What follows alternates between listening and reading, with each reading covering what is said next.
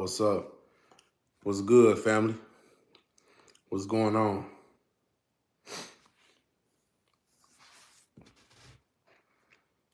Yo, family, what's up? What's up? How y'all doing?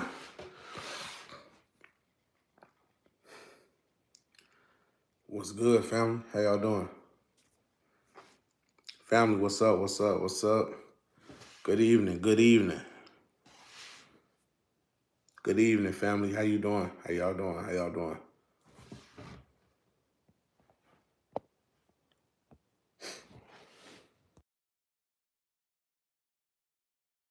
Yo, what's up, King? What's up, Queen? How y'all doing?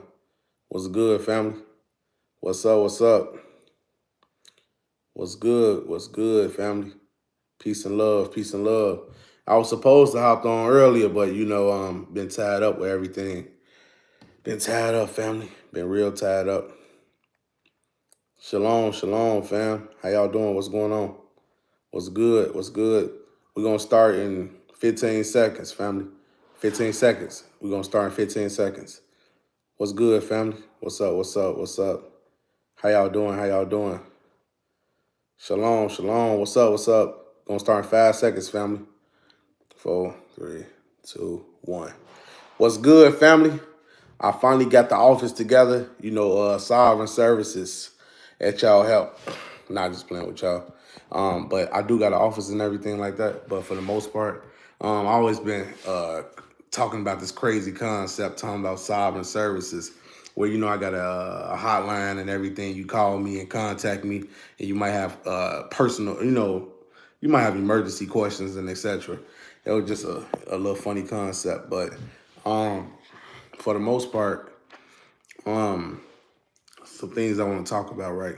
And and this has something to do with credit, and it's got a lot to do with jurisdiction, sovereignty, and etc. Right? So a lot of people keep using the concept that they think they can just get anything discharged or they can get any case dismissed just by filing paperwork. Now, the reason why I say filing paperwork is not that effective, especially when you're dealing with debt items, right? So a lot of people come to me and say, bro, I'm late on the vehicle. I'm late on the house. Can I just get discharged the debt? And I think they've been throwing around this word discharge, discharge, discharge. I'm not a proponent of that, right? I never subscribed to that type of teaching. For me, it wasn't more discharge. It was more of a loophole to get rid of the debt, right? And that's dealing with like taking off your credit report, taking it off public records, taking it off all of your consumer reports and etc. Right? So when people come to me and say, bro, can I file some paperwork to get rid of my car? I'm gonna say, you can file as much paperwork as you want, but you got to think, if the state has a actual lien on the vehicle, not the state, but if the bank have an actual lien on the vehicle, how do you think a paperwork is going to stop the repo company from for repoing your car? Whether you send them a bill of exchange, whether you send them a promissory note, whether you send them a certified check, a money order that's not the amount that they asked for, and you just expecting them to just stop the repossession order. It don't work like that. That's why I do my loopholes. That's why I'm showing you guys like, look, this is the loophole. This is what you need to try out. And you got a lot of people think the same way with criminal cases, right? Let me explain to you. I had a student. He literally called me, right? He said, man, I need a consultation. And I said, what is it? What is it about? He said, I'm fighting a criminal case. I said, okay, you fighting a criminal case? I asked him what the charges is. He told me the charges. And I said, okay, just for a regular consultation is $200, right? So he said, okay. He paid me. So we did the consultation. And the consultation was going good. He told me the facts, the circumstances of his case and etc. And he told me what all I'm gonna need from him. I said, what do you mean? I said, pretty much I just help you with a defense. I help you with some type of remedy. And I pretty much just teach you how to go about representing yourself. He said, bro, I thought you was gonna file something. Like, I thought you was gonna go on the computer and file something in the system to get the case thrown out. I said, what? He said, yeah, bro, I don't know why. I just thought you was gonna file something. I said, file something? Why would I file anything? He said, man, I don't know, man. I thought you was gonna go online and type in some numbers and buttons and you gonna just make it go away. And I say, bro, like, thank you for looking at me like you think I can do that, right? But I never was that type of person to just tell you to file anything. You got to understand, jurisdiction and getting rid of debt don't have the same rules applies to it as many people think. Many people think when they go to court and they say, I'm just representing the church, the trust ordinance or an estate, they think that's enough remedy in order for them to discharge the case. But it's more than that, right? Now, you got a lot of people that deal with criminal charges like, you know, drive without a license or drive without no insurance and stuff like that. Those are petty offenses, right? And they go to court and they put these arguments up. Sometimes the court just throw it out. They don't care about it, right?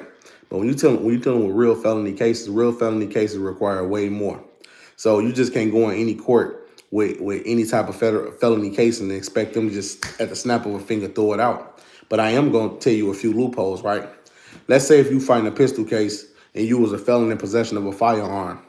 Now, one thing I would tell you, if you don't want to go to trial, if you don't want to do anything like that, you can put any legal argument up with the court. For me, if you was like, say if you was a felon in possession of a firearm, one of the first defense you could put up is unlawful search and seizure. That means a violation of your Fourth Amendment right. Now, back then, the argument to use the Second Amendment, the courts didn't accept it. But now you got New York versus Bruin decision, right? So New York versus Bruin decision, at that time, they have to accept those arguments because remember, every state and federal court still has to prove the constitutionality of the Second Amendment when it comes to certain constitutional violations. Therefore, 922G been deemed as unconstitutional. So that would be one defense. Or another defense would be if the court couldn't rule on a certain constitutional remedy, therefore you can challenge subject matter jurisdiction because that court is not in its full judicial capacity to judge those type of cases. And also the court doesn't have original jurisdiction over the subject matter. Because remember, most state courts has what? General jurisdiction. General jurisdiction does not give them the original jurisdiction. It does not give them specific jurisdiction or anything. It's just general jurisdiction. They deal with equity crimes. They deal with with common law crimes. They deal with traffic crimes, anything. So those are general jurisdiction courts, which does not have the full judicial capacity like a federal court or a court of appeals or anything like that of that capacity.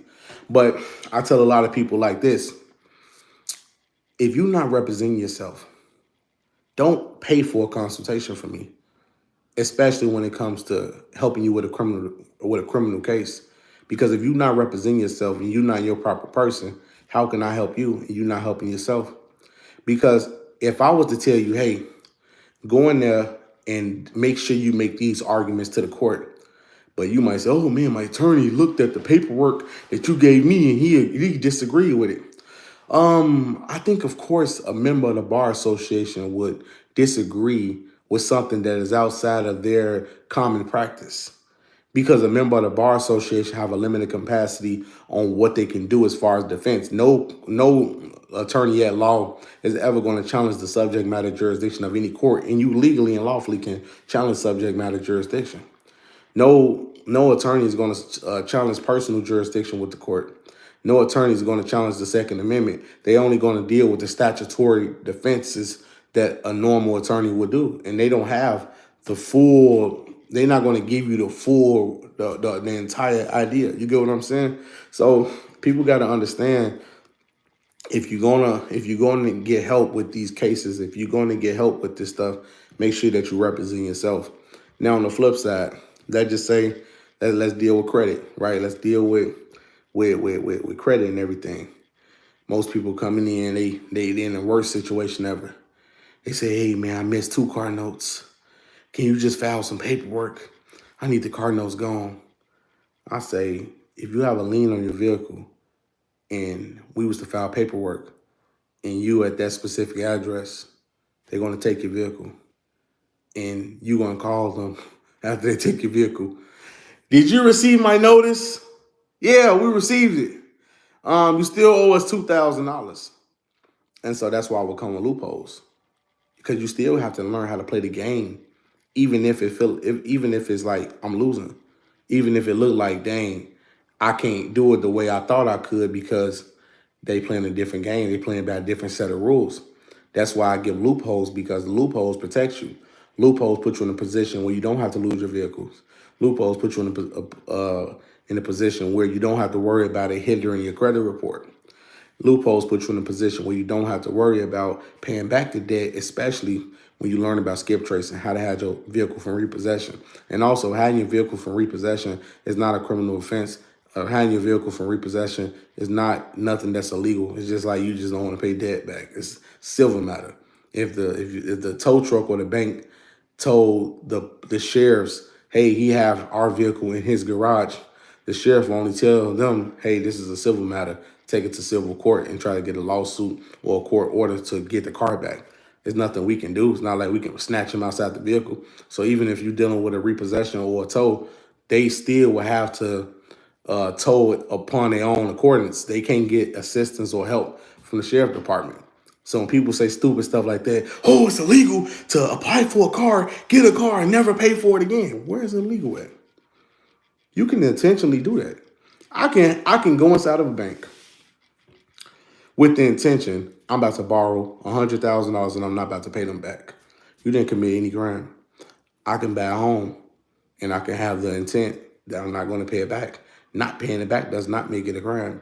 Hiding yourself from the debtors does not make it a crime. That's why they have what? Skip tracing. Because that's it's common in the debt world. In the commercial world, they have skip tracers. Skip tracers, those people in companies who join together to find a debtor. So they try to relocate them through USPS, public mail, and public records and etc. So it's not illegal to hide your vehicles from repossession agents. It's not illegal for a person filing their home in the name of a trust. It's not illegal.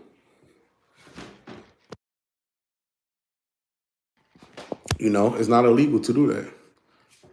Right now, if I say I don't want to pay the mortgage no more, I decide that I'm gonna go ahead and do this and I can do that. Like me, I want to build the credit. You get what I'm saying? But for the most part, for anybody, you can do that. If you chose not to pay your home mortgage and you chose to go that route, you can. You got to understand it's going to be a battle. I'm not going to say you can just sit back and sip coconuts and think nothing going to happen. You can sit back and you can focus. You can strategize. You can figure out what you can do. You can figure out how you're going to challenge these people in court, what proposals you can bring to the company, what suits you're going to file. You get what I'm saying? Because a mortgage ain't the same as a car.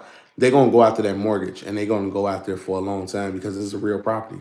Gotta understand they can make a billion cars. You only can make one property because you can't duplicate property and land. You can make another house, but you can't duplicate land. You can duplicate cars, you can't duplicate land. And that's one of the most banks' highest assets is a property. So yeah, you can do all of that. You just gotta have the information.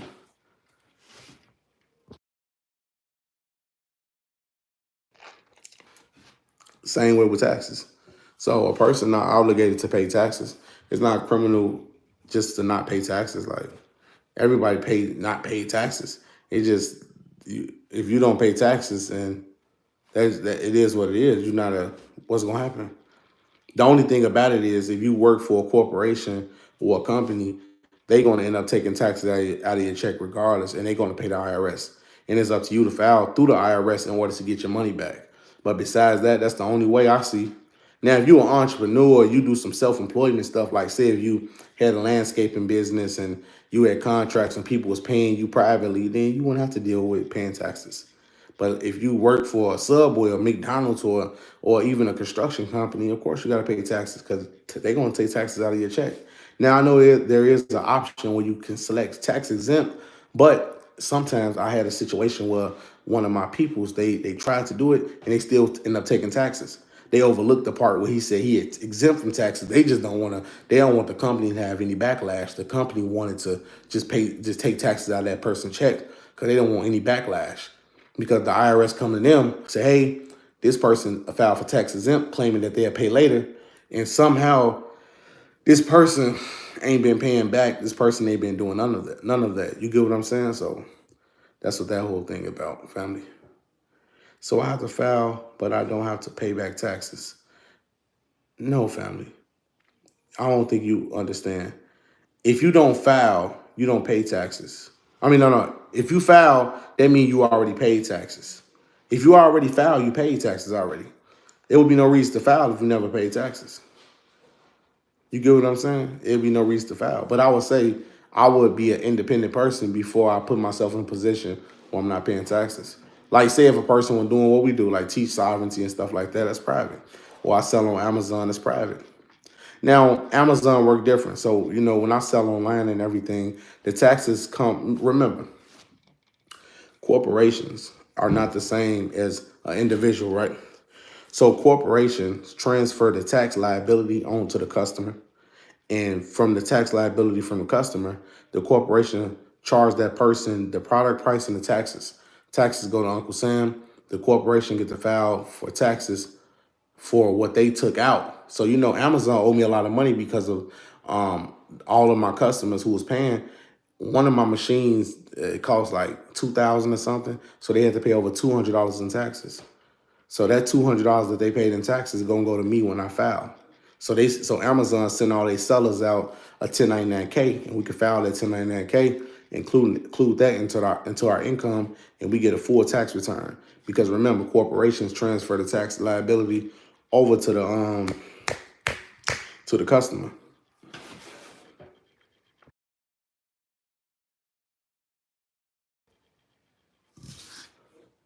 How can I remove my birth certificate from the system? Ain't no way you can just move your birth certificate from the system, because honestly, your birth certificate is something that you had since birth.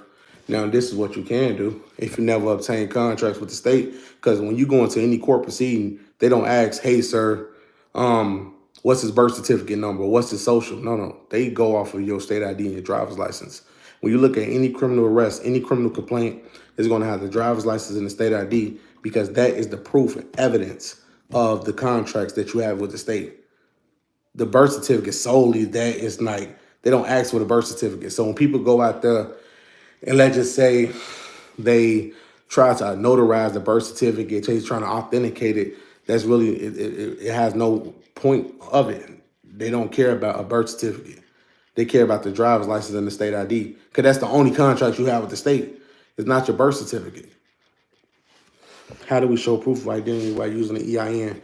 Make sure if you do use the EIN, make sure you at least got a passport. Passport universal. So when you got a driver's license, it might be linked to an old address you might have, but if you got the passport, it's universal. So you can use that with supplementary mail, like a bank statement, a piece of mail, anything. How can I get a passport that says on a do not detain list? Well, it just don't say just clearly do not detain list. What the first thing it says is, it's a what it says.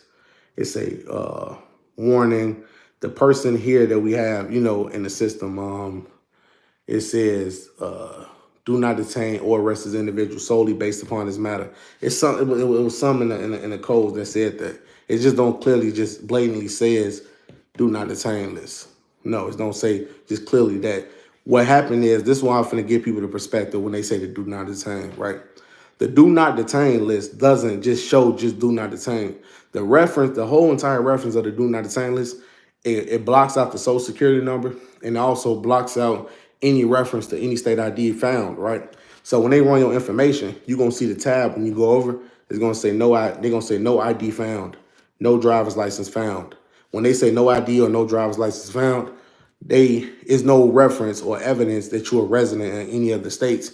Because I had some of my students that ran their passports, their driver's license number came up, they state ID popped up, their criminal background popped up, and it shows any active warrants if they had it already. So it just don't show just do not detain. It says no ID found, no driver's license found. That's what you want to have on your ID or passport.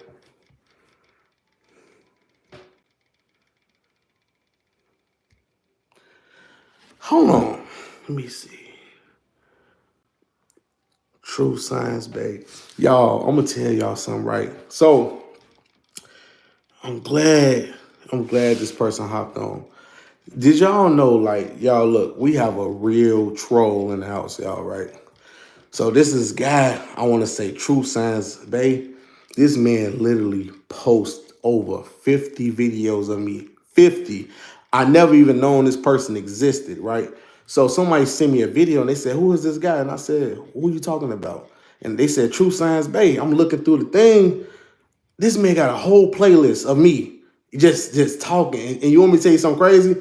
The more these anti-sovereign people watch me, they're like, man, this man on to something. And then when I be seeing their videos, I'm like, bro, what the heck? These are some old man trolls. Like, it's some real trolls. And I'm like, and I looked through one page. He got 3 accounts, and all of the accounts he got of me, he got over 3 accounts and got one video. He got one account, he got like 20 videos of me. The other account, he got like 10 videos of me. The other account, he got like 5 or 6 videos of me. I said, what? One of them said sovereign citizen scammer. And I'm like, oh my God. Nah, bro, you a troll. You a troll, King. You a troll. I can't rock with you.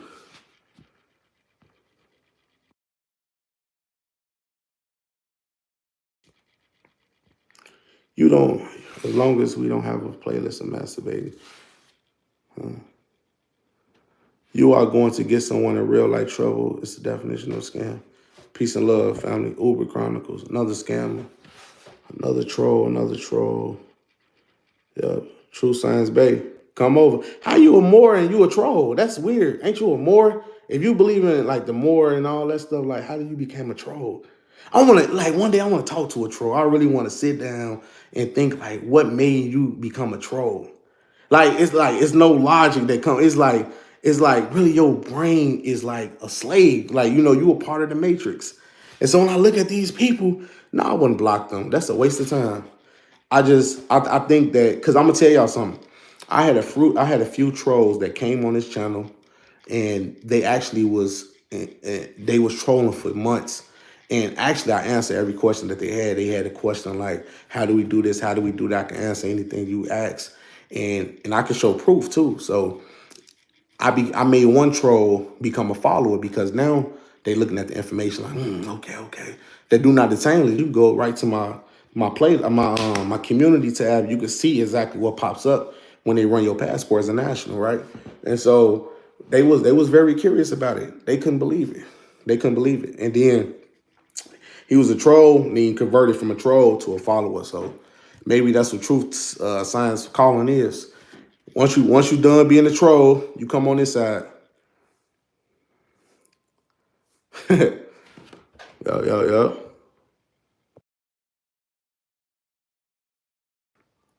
Yo, bro, that masturbate video.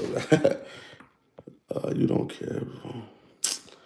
Yeah, family. So back to what I was saying, right? So just filing paperwork alone, it's not enough. Just filing stuff and just expecting everything to go your way. Like I say, it's loopholes with the credit game.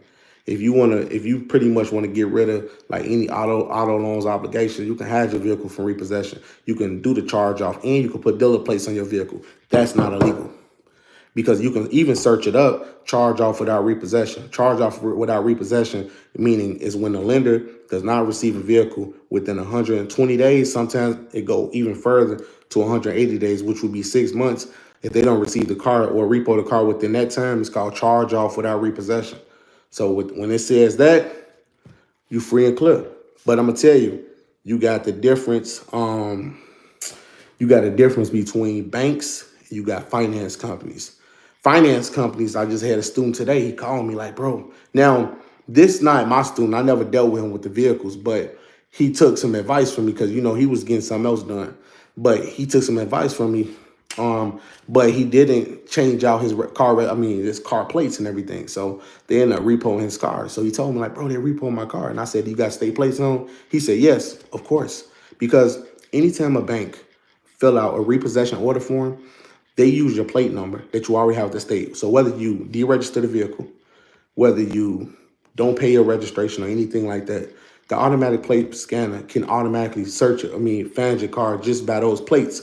Now, let's just say if you was to smack dealer plates on it, let's just say if you apply in your state and you become a dealer, Dealer plates are universal, so you can literally put a dealer plate on any vehicle, because remember, you're a registered dealer in the state. Now, you could be either a wholesaler or you could be an actual dealer. Most people opt to be a wholesaler, because it's easier. You don't have to worry about getting a whole entire business. Anybody can be a dealer. You can just have a driver's license or an international driver's license, apply for insurance on your company, and you can become a dealer. And then they'll give you 4 plates. They'll give you, like, I think 3 regular car tags and like a motorcycle tag, or and you can smack that on your vehicle. And so anytime a license a repossession truck trying to scan your plate, when they scan it, that won't come up. Your plates ain't gonna come up as repossession, found, because this is what they do. When you're dealing with repo agents and everything like that, when they scan your plate, they literally go to a Walmart parking lot, a mall parking lot, and they scan hundreds of plates in like a second.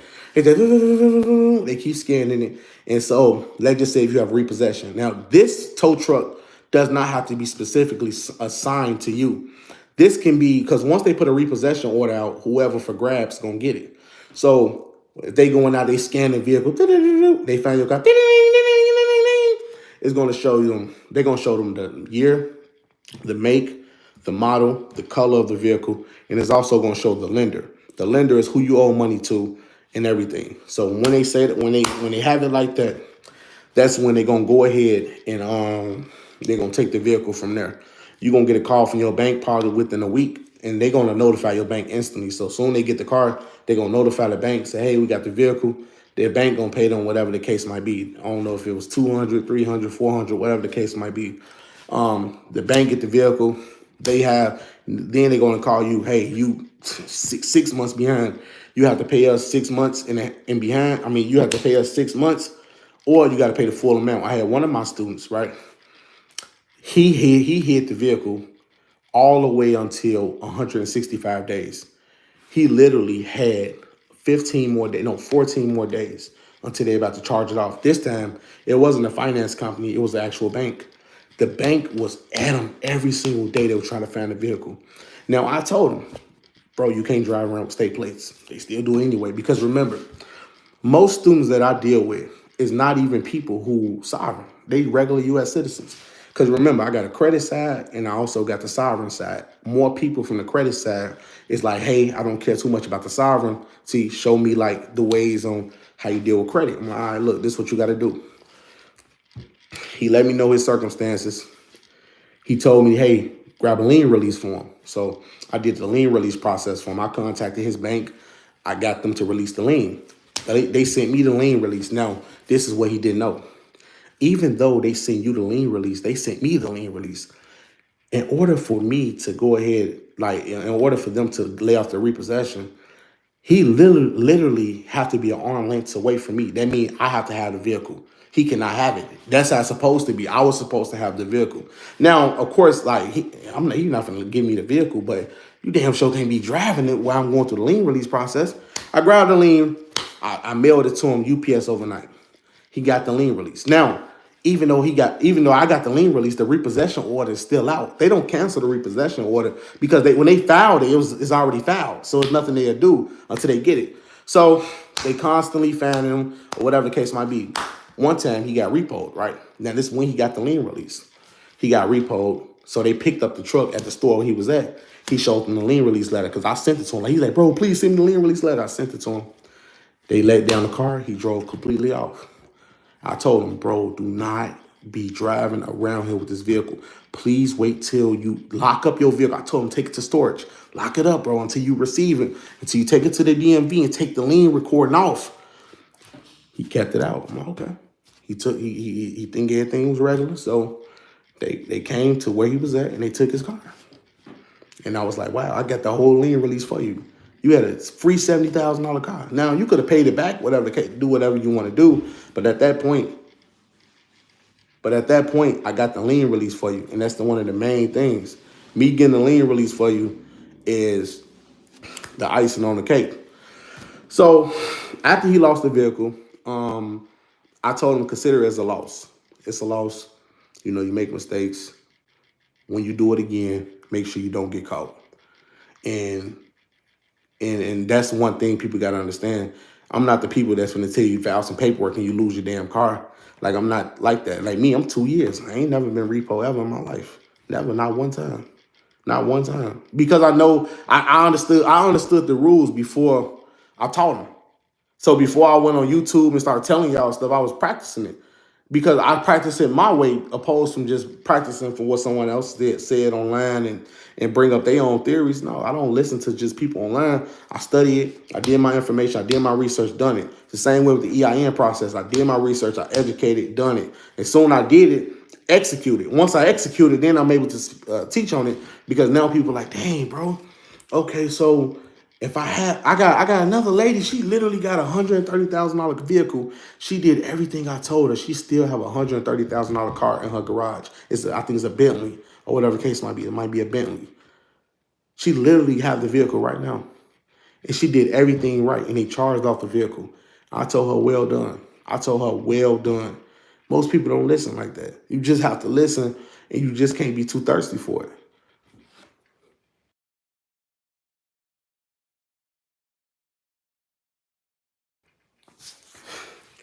Yeah, family. So, that was a lesson learned, and most people, who trying to who trying to follow these processes or whatever the case might be, come in with intentions. Let me know exactly what you're trying to get done. Because I can do anything, whether you want to deal with the EIN process, whether you want to learn how to sell on Amazon or whatever the case might be. Whichever case you want to do, you get what I'm saying? Whichever one you want to do. If you want to build up your EIN profile, if you want to build up your real social. Like I say, I'm not the proponent to tell you just to discharge everything. Me personally, I feel like building credit is going to get you rich. I don't think just running off with a vehicle is going to get you rich. I think it might bring some sort of, I don't know, comfortability or, something in your man to let you know, like, dang, I got over, without, having to be stuck with this amount of debt. I got over without having to worry about this burden over my shoulder. Because, you finance a $70,000 car today, your payment's going to be $1,500 because of interest. $1,500. So if it's $1,500 on the payment, most people can't pay it. So they're like, oh, they're going to end up losing it. I know a way you wouldn't have to lose it and you can keep your vehicle. So depending on which game you want to play. Child support, different. I'm gonna tell you something about child support. Child support, you are usually located by the state. And they locate you because you constantly want to update your driver's license, update the state ID. I never been on child support. But when you have those contracts, that's what links you to child support. And that's what also gets you messed up when you're trying to go ahead and put yourself in a position to get a passport. Because remember, once you apply for a passport as a national and you give them an ID, let's just say for identification, when you first apply for the passport, they run the state ID or driver's license that you get that you give them through the Secretary of State.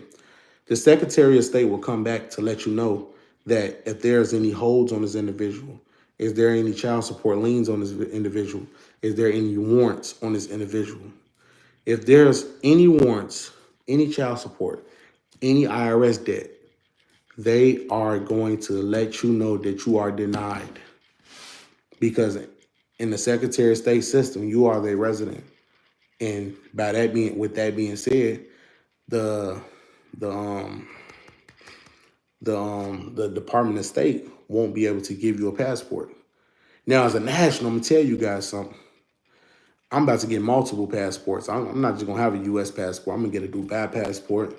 I'm gonna go grab me a Europe passport. I'm not gonna have no one passport because they can easily freeze that passport and tell you that you can't get a passport. You need a passport. You need multiple passports.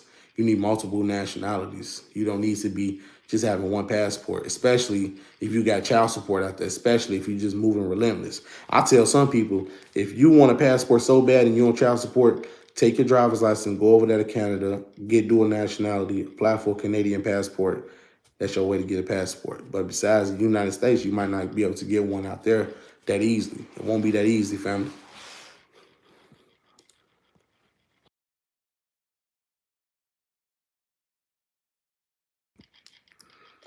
I'm trying to stop them from taking. I'm trying to take in my taxes when I work. If you don't work for yourself, then they're gonna keep continuing taking taxes. It's a box that you can fill out to say that you tax exempt, but it's not 100% chance that they will exempt it because remind you, even though you select that box, when they dealing with their accountants and they payroll processor, they might be going through ADP or whatever. ADP text you, contact them, say, hey, you said this individual tax exempt, how? And they might say just continue processing their payroll and exclude, take out the state, federal taxes, Social Security, and everything like that. They don't got time for that shit. You get what I'm saying? Corporation like Amazon, Walmart, McDonald's, they don't have no time for an individual claiming that they sovereign and they Native American. They just want to follow the corporate. You get what I'm saying? Like the corporate system, family. That's what they want to do. Yeah. Yep. Andrew Tate said that. Yep. That's correct. Don't have no one passport. You don't want one, you have multiple. Get you multiple. But back to the business, right? As a national, I'm gonna tell you guys, right? You want to stand on your business. It's very important if you want to be a national that you are an entrepreneur, that you know how to make money independently outside of any job institution. Because what you are signing up for, you are almost excluding yourself from things that is benefits and privileges to the public, and you trying to go over to the private. By going over to the private, you must have private money. You must build private investment. You must have private investments. You have to have a private stability, stable income. First thing I would say, just do build your credit. Second thing I would say to do is learn how to borrow money from your bank. After you borrow money from your bank, I want you to get a full game plan and learn how can you replace your job income. If you got $5,000, you need to learn how to take that 5,000 and you could possibly make $2,500 a month. Even if it start off small, it's still enough leverage to constantly build. Especially if you're starting off small, because you can grow bigger. I'm just saying you have to. It's like being sovereign forces you to be an entrepreneur. It forces you. So it's not like that you trying to do something else. It's like it forces you to become an entrepreneur. You couldn't be an entrepreneur try to go against the system. No, you couldn't work a job trying to go against the system. You are basically saying that I can take care of myself. I am my own independent man. I have full control and full capacity over my own affairs. And of course, you have to have all of that. You get what I'm saying? You have to. It's a must. You gotta have some sort of real world skills. You gotta know what's going on at least. And the reason why I say this is because you might believe in something, but your job, what your job wants you to do is compromisable. So let's just say some people come to me and say, bro, I'm a they might say I drive trucks, bro. I want my CDL though. I say, don't having a CDL kind of contradict your right to travel? He said, yeah. So you got to decide what you want to do. You can decide that. If you say CDL, okay. And I'm not going to take nothing away from you. That don't make you less of sovereign or whatever the case might be. But my whole perspective of being sovereign is just being separated from government, separated from government institutions, not being contracted with the state and having a driver's license or a state ID that's reference residency. That means you're a resident within the state. So whatever you claim a basis on, like as far as being a national, that's almost none and void because it don't hold weight. So like I say, you get to decide. You get to decide what you want to do. How old are you? 28. 28, family. I'm 28. So, you get to decide what you want to do. You decide what's going to be the next step. Don't sit right there and play. Just go straight in. Family, when we have this upcoming Zoom, that's another thing I'm gonna talk about, because not only am I gonna talk about credit, but I'm gonna show you guys, look, this is what I do personally to make money. This is what strategy that I use right now. This is what strategy I use right now, family. So the strategy comes first, and then the income comes second. Boom, boom, boom. Like, whichever one you want to do. You want to invest in real estate? I know how to do that, y'all. I know how to buy real estate now. I know how to do that. You want me to tell you something crazy? When I started learning how to buy real estate, I was in the process of buying a house. And I started learning how to do it because it was actually easier than what I thought. So at first you would think like it's overcomplicated, it's overwhelming, but you will know after you do your studies and everything like that, you will be like, dang, okay, so it's that simple to get a property. Okay, so you can get a conventional at 1% down or even 5% down for an investment property. If you get a 10 unit, you can get a 20 what they call it again, 201k or something like that to do to get a renovation done for a loan or whatever the case might be. That's golden. That's golden, family. That's golden. For real, that's golden. Man, that's golden. Like for real. Yo, that's golden, family. That's golden. That's golden, family. Mm-hmm. It's golden. Hold on, family. Hold on.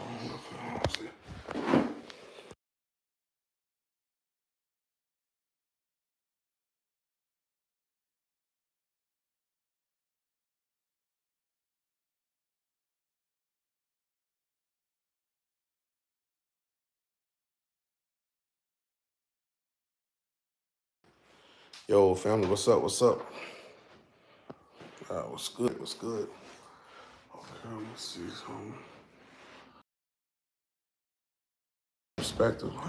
Flag right there. But like I say, you know, yo, yeah, family. So yeah, so that's the main thing. You got to be independent if you want to go sovereign. Um, Yeah, it's cool.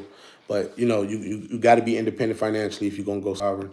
You got to make sure you make your own income. You got to make sure you have your own strategy. That's why if people come to me and say, "Hey, I want to sell on Amazon," I'm gonna give them a game plan. Look, this is what you do. This is what I think you need to sell. This is what you need to start with. This should be your initiative out. Me, I just started with credit. I start instantly with credit. Instantly. That was my first breakthrough. When I got that first check in my hand from Navy, it was for 68,900. It was unsecured. I mean, you could just deposit into your account. The money cleared the same day. And then I got the truck. Then I got the $14,000 of credit cards because they gave me 7,000. So that's when my first entry point. So with that entry, that's how everything started with me. That's the first steps. That was my first steps. It was credit. That was my first steps into really changing everything. Everything changed for me. That's when I start doing this, doing that, doing that. Then I start learning more like, okay, how can we make more money doing this? So just like that, family. Anybody can do it. Yeah. Anybody can do it, family. Anybody. But just know, if you're walking in this lane, you got to take precautionary steps. Now, if you a person and you say you're not into the sovereign stuff and you just only into the credit, hey, but for those, I'm speaking to those who sovereign. So if you sovereign and you trying to not pay taxes, whatever the case might be, you got to know that you still have to separate yourself from these job institutions because, remind you, they are private corporation, but they still operating in a public game, in a public play because they dealing publicly. Driver's license is public. CDL drivers, commercial registration is public. Now, I will say this. You can get you a foreign driver's license. You can get you a foreign license and you can drive CDL trucks here in America. So say if you had dual nationality and you driving trucks in America and you got a CDL from Dubai, right? That would be international. But you don't have to have United States CDL in order to drive trucks here. You can have an international. So that's a good loophole. So that's what I'm doing right now. I'm getting a driver's license from Dubai. And that'd be cool for me to have it out here, especially doing what I do, for the most part.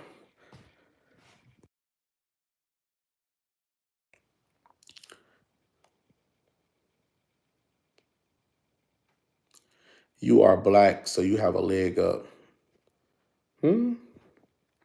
No, that don't mean nothing. I don't have no leg up. We got a leg down. Really. We got the biggest disadvantage in America. I've been watching you since Chris House. I used to watch your videos and even saw your Amazon book that there's available. Why is that? Y'all, I'm gonna tell y'all something, right? So the Amazon book that I had, the 1099A and how to become a national, Amazon literally took down my books It was over thousands of people trying to get that book.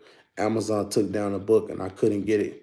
And the reason why Amazon took it down, I think it was a lot of trolls who had reported that video. I mean, those private books. There was a lot of trolls had reported it, claimed that it was false or whatever the case might be. But I had very good reviews on it, but they just took it down out of nowhere. Yeah. I still have a copy of it. I'm actually going, if y'all want me to, I can make some Audible books. And I'll make some Audible books. I'm not going to play with you guys. I'm going to show you guys exactly everything, whether it be Amazon, whether it be how to create a personal credit profile using the EIN number, whether I can show you guys how to check your credit criteria, how to become a state citizen. Let me know in the comments if you guys want me to drop some Audibles. And I can drop some Audibles. Because I got an account with them. So there's nothing for me to do it again. Now, it ain't about famous. No, we don't care about being famous, family. Being famous is a waste of time. We trying to become rich. We don't care about being famous. That's my goal. If I was trying to be famous, I would be just, honestly, if I want to be famous, I could just talk about the 1099 and lie, but that would be a waste of time. If the information is not correct, I don't want it. Because you make way more money trying to do the business outlet than content. You know, I told my wife that. I said, I'm not a content creator. I'm not a content guy. I'm not a guy who just trying to get views. I don't care about views or anything like that. I don't promote my YouTube channel. And the reason why, because I feel like that the message is organic. My goal is to make sure I'm teaching you guys. I'm not trying to put edits in my video. I don't do any of that. My goal is just to teach the information, put the information, what I actually do in my day-to-day life, and keep going. All right, thank you, family. I appreciate it. I'm gonna drop some. And I got DMV Exposed that's coming out soon, family. DMV Exposed documentary. I'm gonna put that on my channel for free. I'm not gonna charge it. I'm not charging for that. Not necessarily, because anyone that has a social security number is considered part of the federal government. You work for the federal government. I wouldn't necessarily say that because, the social security number, solely that number, does not reference United States citizenship. That's a taxpayer ID number, right? No one never got arrested solely because of the social. They got arrested because of the driver's license or the state ID. So you can eliminate the social security number, but if you have the contracts, that's what binds you for the rest of your life. Okay, contact me. The way you could contact me, you can contact me at DimonaEstates@gmail.com, DimonaEstates@gmail.com. Again, it is DimonaEstates@gmail.com, DimonaEstates@gmail.com. Or you can text or call me anytime. My phone number is 224-463-1848. Again, my phone number is 224-463-1848.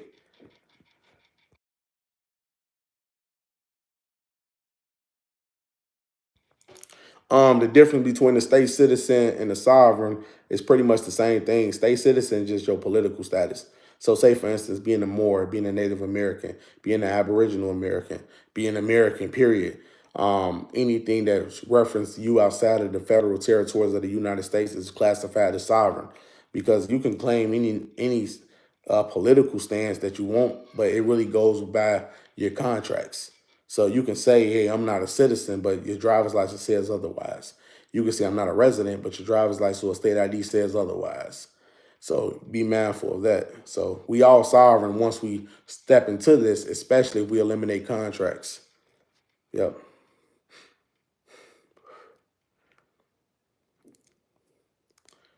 Yep. The Social Security number is a credit card if you know how to use it, know how to build it up, knowing how to get as much credit as you want, and learning how to, just create, you know, that residual. You don't even want to be a resident.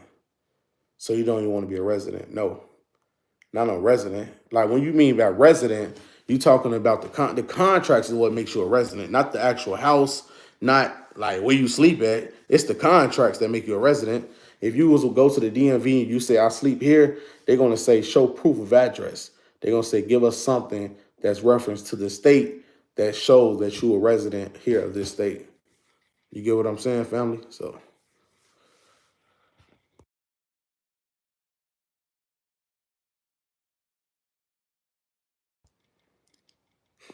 Okay. My phone number again, it is 224-463-1848. Again, my phone number is 224-463-1848. The Social Security number is the employee identification number. We work for the federal government. Look at the SS card. It's not yours. It belongs to the federal government. Correct. I never disputed that. I never said that the Social Security number is yours. On the Social Security number, it says property of the Social Security Administration. So who said it was us? Only thing I said was you can't say the Social Security number is referenced solely to being a United States citizen. That's not true. That's not entirely true. Because if that's the case, that's a contract you can't escape from. You got to understand, citizenship is solely by virtue. That means you have to profess citizenship. But citizenship, not even jurisdiction, to be honest.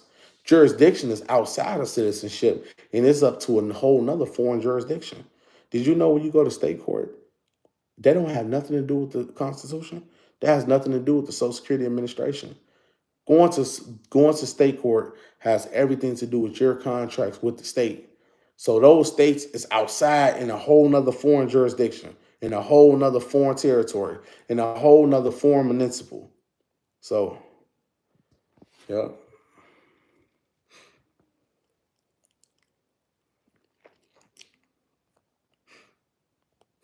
Yeah, family. So, as nationals, I want you guys to wake up.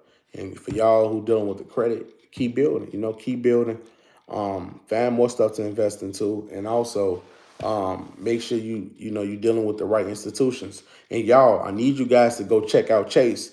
They're giving out up to $250,000. And I think they run the TransUnion and they doing a soft pull on your credit. So if they do a soft pull and they run the TransUnion, it's a good chance you can grab upwards of $250,000 to start your business. What is your contract? What is your contact information? Okay, I'm about to get off, family. So, if anyone want to contact me, just send me a message. Say, hey, send me your list of services. Send me anything you offer. I'm just text it right to me. You can text me or call me at 224-463-1848. It is 224-463-1848. I'm out, family. Peace and love, y'all. Blessings. Also, continue winning, family. Continue winning. Please continue winning. I'm out.